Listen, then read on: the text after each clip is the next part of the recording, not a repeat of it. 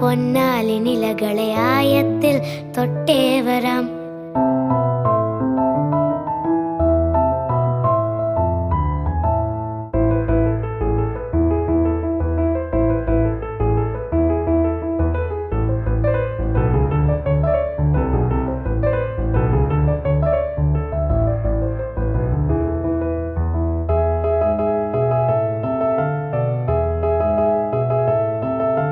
പണ്ടത്തെ പാട്ടിന്റെ വരികൾ ചുണ്ടത്ത് തേൻ തുള്ളിയായി. പണ്ടത്തെ പാട്ടിന്റെ വരികൾ ചുണ്ടത്ത് തേൻ തുള്ളിയായി. കൽക്കണ്ട